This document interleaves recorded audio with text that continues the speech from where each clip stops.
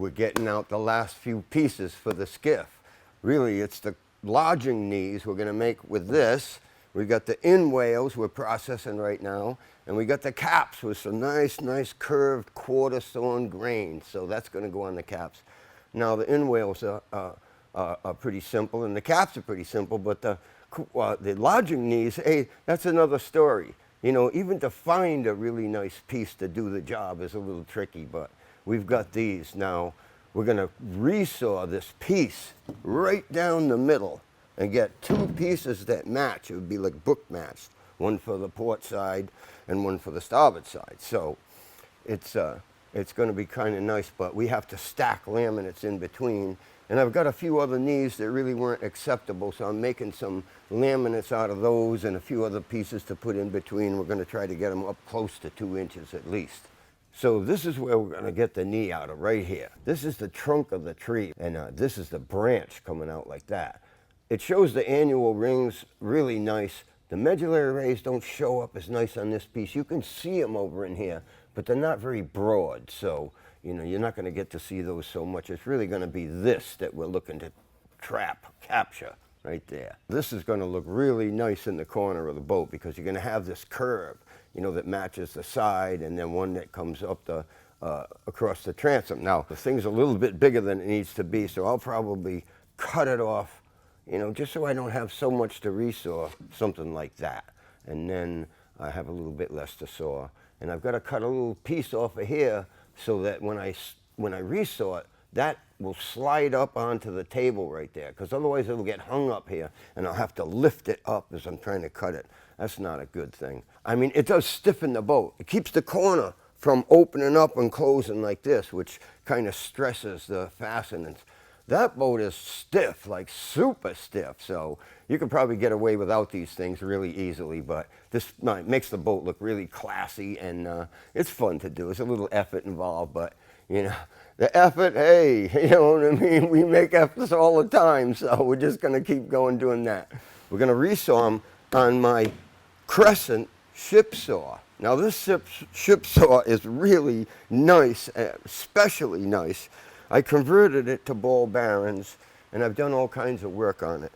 It's got steel wheels, which is nice, and it's a special saw because if you change the angle of the blade, the table slides over with it, so that the blade is always in the same slot or the same position on the table when you're cutting, which is nice because you can do progressive or rolling bevel ripping up against the fence, right, which you can't do with the other ship saw that I've got because the blade travels in a slot as it tips. So this saw is nice, and it's going to resaw this no problem. The only thing you have to do is go quite slowly because, you know, it's some tough wood in there. Now this is the fence that I've got set up right here. It's a big aluminum angle, and I don't have it set up the way a lot of people would. I don't have a big long fence. I don't even have a fence that's that wide, really. The way I've got it set up, I've got the corner right here and the whole height of it right opposite of the teeth. And it's really an advantage because you can teeter the piece around on the fence and it doesn't make it drift. Now, as you're cutting, you can teeter the piece back and forth over that corner, and it's the same distance from the teeth until you get the girth up against the back of the blade. Now it'll stop wandering, but you're watching the cut, so you get to steer it. You know, with a big long fence, you don't get to steer it. You're just forced to keep it right solid against the fence, and it's hard to do. So this works really good. I've never seen anybody else do it, and if you have a very rough sawn piece and you don't want it bumping around on the fence, you use like a rounded corner, even the size of like a piece of PVC pipe, maybe 1.5 inches, and somehow clamp that down. Boy, oh boy, does it come out really smooth. But we're gonna pass a smooth surface across the fence, so it's not going to chatter around or anything like that. I have to go very slowly. It's quite a deep cut. I've done a lot of work with this blade already, but it's going to do the trick. The first thing I have to do is to cut off the excess because I don't need to saw any more than I really have to. I've actually decided to flip this piece over when I make this resaw cut. I was going to put the sapwood down near the table, but this is better. If it did any drifting, it would do it right there where that sapwood is, but it's not going to anyhow. I'm holding it right tight against the fence. As long as I do that, if it doesn't migrate away from the fence, then I have to fight to get it back there again. So looking at that center cut's a little tricky from this angle because it's kind of hiding behind there for me. Once I get over that, we'll take a look and see how well it's centered. I can't see that girth from where I'm standing very easily, but when I break into the top of it, you're going to see that that girth is right down the middle. And that steering thing is just absolutely important when you're doing something like this. If your band drifted the tiniest bit and you couldn't correct it as you're sawing, well, it's just going to drift off and off and off, and there's nothing you can do about it. So you just have to keep it really tight against that corner. You know, some spring braces or anything would assist that, but with a short cut like this, and I'm not having to fight the length of it, I can just hold it against there with my hand. Now these are the two pieces that I just resawed right there. Now look at this. There's your book match, just like that. And it came out really nice and flat. These are the top laminates, like I said. This is what they're gonna look like in the boat. And I think it's really, really pretty. And it's just a saw cut right here right now, so it's not shining, but once we smooth it out, it'll look really nice. Now, one on the port, one on the starboard. I don't know if they could look any better than that. That looks really, really nice right there. That is the only way to go, as far as I can tell, that fence. Because you can steer the thing through there, and as long as you can see the other side of the blade, you can keep it in line so the blade is in the middle of the girth. It works fantastic. I've never seen anybody else do it. You know, I can't understand why, but it's the answer to curved lumber. It's the answer to a thick piece like this or a deep cut like that. And, you know, it just comes out fantastic. I'm so excited to put these things in the boat. So this is one of the offcuts from the timbers that we sawed up in Connecticut for ORCA. Now, it's 25 feet long. I think I need 21 feet or so to make inwhales for the skiff, and we're going to get an inwhale down this side, and we're going to get a covering board on this side because this side's got that set in it. Now, the inwhale's going to have a little set in it too, but it doesn't matter because when I put it on the boat, I can just bend that set out. I wouldn't be able to bend the set out of the covering board. They have to be cut to the sweep of the side of the boat because there's no edge set in it. That's pretty wide. So I'm going to cut it over here first. You know, I can get about 4 inches out of this right here.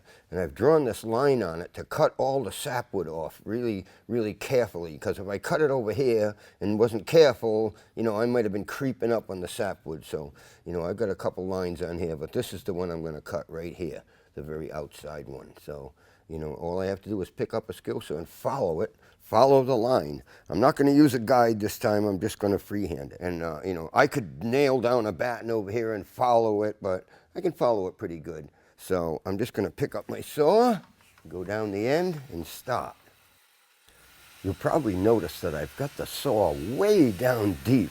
Usually you only have to have it maybe 1.25 inches or something like that to rip something like this, but this is the secret to going nice and straight because with the blade in there deep, it's hard to drift. It follows the line so nice that, you know, the next cut could be put through a table saw on the other side and it would come out nice and straight because I'm just not drifting around. If I had the blade in there 1 inch or so, I'd be struggling trying to follow that line. So you can see how it opened up when it split down the middle. Amazing amount of edge set that the thing has in itself. So you have to use the piece that works the best for whatever you're trying to do with it.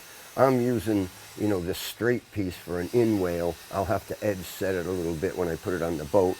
And I'm using the other side, which is nice and quartered, really for a covering board. The quartersawn material does not swell and contract anywhere near as much as slab sawn. They say that it only contracts or moves 10% of what a slab sawn piece would move. So, you know, the secret to having pieces stay nice and stable on the boat is to try to use quartersawn grain wherever you can. So this cutoff is 25 feet long, and it's got a lot of usable material in it. Now we're going to rip off the piece just on one side of the pith, the piece that we're going to use for the inwhale. When we sawed it, it just split right open, and the wide part didn't take a set, but it's the narrow part, and you know, it was curved, and now it's straight. I didn't do that, you know, it did it by itself. Should have had that up on the horse, but I didn't. Well, there's the two pieces. I made a rip over here, you know, getting the sapwood off. Now I've cut it right down the middle. So I have plenty of space on this piece right here for my inwhale. And this is the curve right here that I want for my caps. And it'll be a little shorter than this, but that'll work out pretty nice. Now the cap is going to be right in here. And this piece has a curvature, a real nice one, really, the length of it. But what I'm going to do is I've got such a width here that the cap is going to kind of come close to this and then curve down, and then the other end, the width of it will be down here. So I'm going to exaggerate the curve in this just a little bit, but the grain will still look very curved when I put it on the boat. The other thing about it is that big check that was up this end, that was a clear indication that it was going to spring when I cut it, and it did.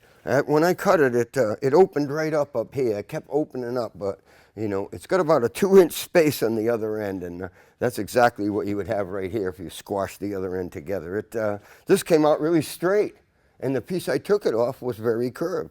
Once I cut it, it just straightened right out all by itself. So now we're going to put topside primer on it, TotalBoat Topside Primer. I had removed the tape overhead under the guard because I know it would be a little difficult to get that off, because the paint kind of pools up in the corner a little bit and the tape gets stuck. So I removed that, and what I'm doing now is I'm sanding the Total Protect, and it sands really good. Like I said, you know, this stuff sticks so well, and if you don't put it really, really thick, it can swell and contract a little bit with the wood. So, you know, this is the best primer I've ever seen.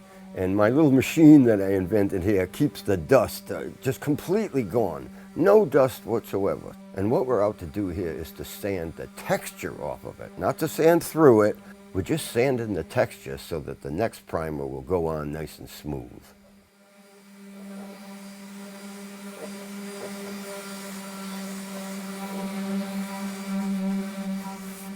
Just keeps getting smoother and smoother under the rail every time I touch it. So does the rest of it. You know, that's the whole idea, I guess, of all the prep work. Make it smooth and look nice, and make it stick and last. The topside primer hides all the blemishes and things like that, so it's going to look really nice once we apply that on there. There is some sediment in this can, so we're going to mix it up really good. We're just going to check it out and make sure we get it mixed really good, because you don't want it to be lumpy. It'll go on the boat wrong. And, you know, it gets a little thinner, or it seems like it does as you mix it, but it's going to have to be thinned. And we're going to use some special thinner 100. And, you know, we don't want it to go on quite as thick as it is in the can, because it does flatten out a little better if you thin it a little bit. So this really is above and beyond what I used to do to these boats, really. Of course, I've never built a boat exactly like this, the V-bottom one, but I think it really warrants having a nice paint job. This primer is a high solids formula. It covers in one coat, and it's a flexible coating, so it doesn't lift or crack at the seams like some paints would. And you know, it really covers better. It's got a lot more pigment in it, so you don't notice any shading behind it or anything like that once you put a coat on. You can actually see the texture right in the video, and you know, it does flatten out a little bit as it dries, so it kind of stretches, I guess you might call it, so it's not quite so textured. But as long as it sands real easily, then that texture's not a problem at all. It does cover really, really nice, doesn't it? Really, really nice. And you know, there's not a tremendous amount of sanding that has to be done after this is coated, but we'll sand it a little bit before the finish coat.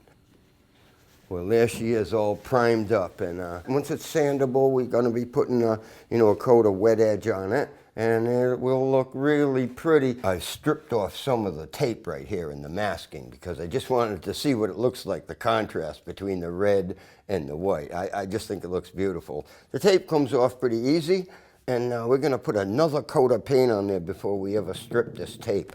I'll sand the tape, like I said, that works really good.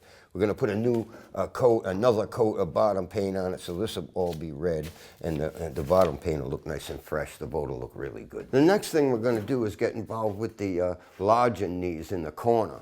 Now, we're going to have some nice looking grain on top of those, but they're going to be laminated horizontally. First I was going to laminate them around a curve. This is kind of nice, right, like that, and they'll be book matched. So that's the stuff I've been looking for. And the inwhales will be quartersawn, because on the edge, they're on the edge of the offcut. So it's got the annual rings going right through it, so it doesn't swell and contract very much. That'll be nice too. So that's our next things to do, is the lodging knees, the inwhales, and the caps.